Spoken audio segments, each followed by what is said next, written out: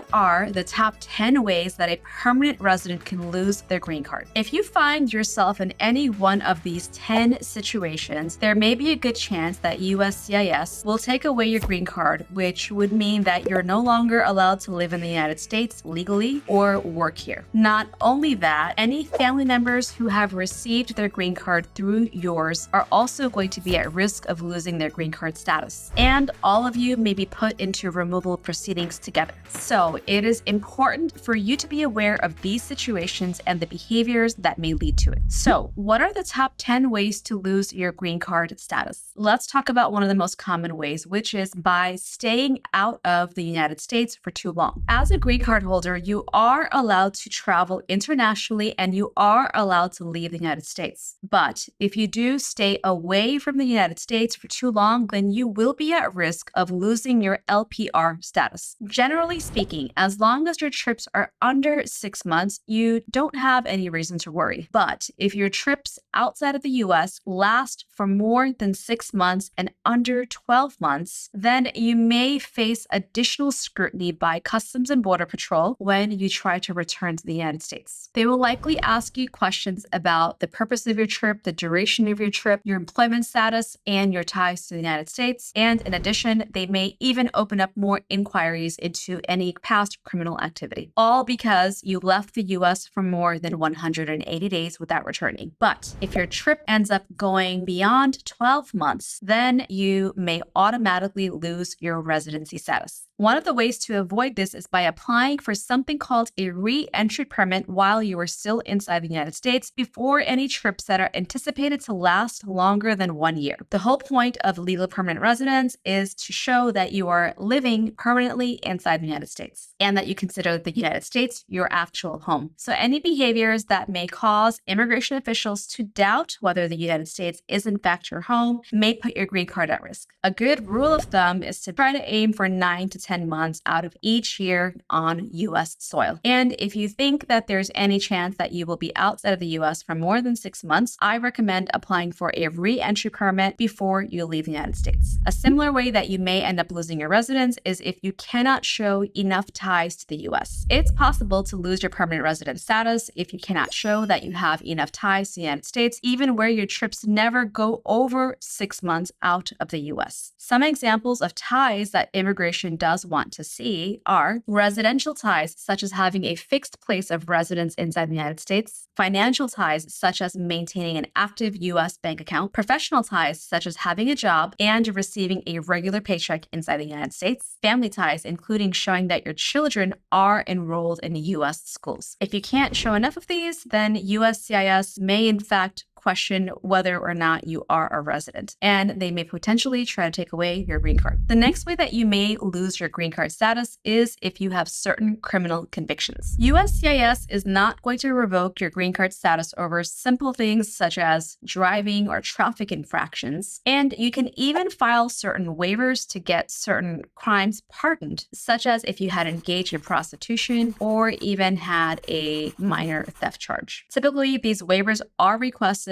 at the green card level when you are filing your I-485. But just because you have a green card does not mean that you are 100% scot-free. If you commit certain crimes after getting your green card, then you may be at risk of losing your green card status. Some examples of serious crimes in the eyes of USCIS include murder, rape, kidnapping, sexual assault, any drug charges, most violent crimes, theft or fraud, robbery, carrying a concealed weapon, felony hit and run, and injuring somebody while driving underneath the influence of alcohol or drugs, just to name a few. In most cases, having one or more of these may make it impossible to obtain immigration relief, especially if you happen to be convicted of something considered an aggravated felony. If you do get convicted of having committed an aggravated felony, you will definitely be placed into removal proceedings. So if you are a green card holder finding yourself facing any of these charges, it is time to speak with a criminal defense attorney as well as an immigration lawyer. Another way that you could lose your green card status is if you fail to pay taxes. This is a situation that may come up when you are trying to renew your green card or file for citizenship and may prevent you from doing either. So make sure you file file the IRS Form 1040 every single year and declare all of your income. As we have discussed in other videos, green card holders are required to pay U.S. taxes on all worldwide income, so you must report earnings made in foreign countries as well. Failure to do so can put your green card at risk. And if you try to engage in tax evasion of $10,000 or more, that can also be considered an aggravated felony and could even get you deported. The next way that you might lose your green card status is if you falsely claim to be a U.S. citizen. This is considered one of the most serious immigration violations out there and can not only result in your green card being taken away, but in you facing imminent deportation. Some examples of false claims to U.S. citizenship include checking off the U.S. citizen box on your Form I-9 for employment, registering to vote in U.S. elections, applying for federal student loans as a U.S. citizen, attempting to obtain a U.S. passport, declaring citizenship in order to receive government benefits, and using somebody else's birth certificate. In addition to getting deported, these can result in a permanent inadmissibility to the United States, as well as possible criminal charges. You can even be put into deportation proceedings for unintentionally making a false claim to U.S. citizenship, so be super vigilant when filling out forms. Next, if you have a 2-year conditional resident card but fail to file the Form I-751 on time, or it does not get approved, then you can also lose your green card through this matter. You may even be put into deportation proceedings. So make sure you file your Form I-751 on time if you are filing jointly with your spouse. In some situations, even if you're late, you can show that you had an extraordinary circumstance for filing late, such as you or your family member suffering a serious illness, being abroad when the filing window opened, receiving incorrect information from USCIS, or being a victim of domestic abuse. So if you recently got married and you received a 2-year resident card, keep your eye open for your filing window that opens 90 days before the expiration of your card. Keep in mind that if you happen to get divorced or file for the waiver through extreme cruelty and battery, then this does not apply to you. However, anyone who gets their I-751 denied is at risk of being placed into removal proceedings to take away the green card. And while we are on the topic of marriage green cards, let's talk about another reason that can cause you to lose your green card status, and that is having a fake marriage. If immigration believes that you entered into your marriage for the sole purpose of immigration benefits, then your I-751 can be denied and you can be placed into removal proceedings. Examples of marriage fraud include paying a U.S. citizen just to get married for the green card, marrying as a favor without the intention of actually being in a real marriage, mail order marriages where at least one of you knows that it's not real. And just like with false claim to U.S. citizenship, should you engage in actual marriage fraud, it can also result in criminal charges. Next, you will be putting yourself and your green card in jeopardy if you misrepresent yourself in order to get approved. Misrepresentation is basically when you use any false or misleading information in order to obtain an immigration benefit. Some examples that can cost your green card include concealing or lying about past immigration violations or past immigration history, hiding previous removal orders, and providing incorrect alien registration numbers on purpose. In order for your behavior to qualify as a misrepresentation, it must be both intentional